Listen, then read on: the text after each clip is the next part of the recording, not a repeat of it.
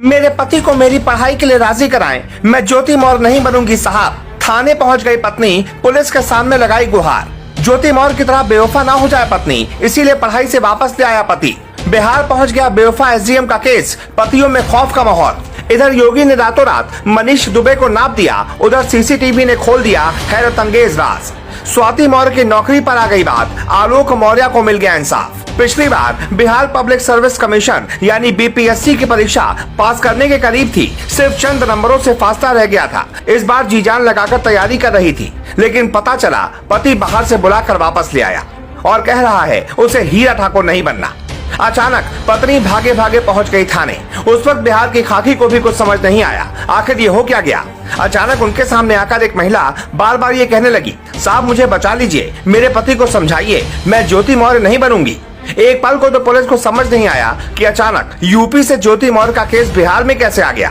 मेरे पति चाहते हैं कि अब हम भी नहीं आगे सक्षम हैं पढ़ाने में। आपको आगे डिटेल बताएं, उससे पहले बेवफा एसडीएम के केस में बड़ा अपडेट सामने आया है। अपडेट यह है कि योगी आदित्यनाथ ने इस मामले में एक्शन ले लिया है और होमगार्ड डीजी की निगरानी में इस मामले की जांच करीब करीब पूरी हो गई है। सूत्र बता रहे हैं कि संतोष दुबे के खिलाफ एक्शन तय माना जा रहा है। जानकारी मिल रही है कि जांच रिपोर्ट इसी सप्ताह आनी थी, लेकिन कई जिला कमांडेंट के ट्रांसफर के चलते एक सप्ताह लेट हो गई।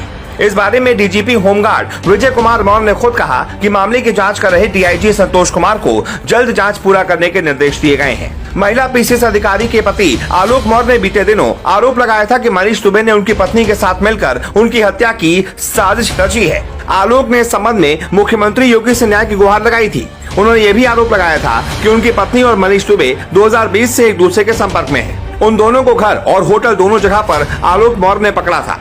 इन आरोपों को लेकर मोबाइल फोन, व्हाट्सएप पर की गई चैट भी सार्वजनिक की गई।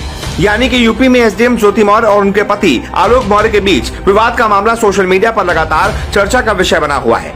लेकिन एसडीएम ज्योति मौर्य का केस अब बिहार के बक्सर में भी देखने को मिल रहा है। यहाँ एक पति ने एसडीएम ज्योति मौर्य केस का हवाला देकर अपनी पत्नी की पढ़ाई छुड़वा दी और उसे प्रयागराज से वापस बक्सर बुला लिया। इसके बाद खुद की पढ़ाई के लिए पत्नी ने थाने में गुहार लगाई और पुलिस से कहा कि मेरे पति को मेरी पढ़ाई के लिए राजी करवाएं, मैं ज्योति मौर्य नहीं बनूंगी साहब। प्रयागराज में बीपीएससी की तैयारी कर रही बक्सर के चौगाई निवासी खुशबू को उसके पति पिंटू कुमार सिंह ने घर वापस बुला लिया है। पति पिंटू ने पत्नी खुशबू को पढ़ाई का खर्च देने से इनकार कर दिया है। ऐसे में मजबूरन खुशबू मुराद थाने पहुंची और पुलिस से न्याय की गुहार लगाई। खुशबू के पति ने पढ़ाई इस वजह से रुकवा दी कि कहीं उनकी पत्नी पास होने के बाद ज्योति मौर्य जैसा कांड न कर दे। जानकारी के मुताबिक मुराद थाना क्षेत्र के चौगाई गांव के रहने वाले पिंटू कुमार सिंह की शादी साल 2010 में हुई थी, यानी ठीक उसी साल जिस साल ज्योति मौर्य की शादी आलोक मौर्य से हुई थी।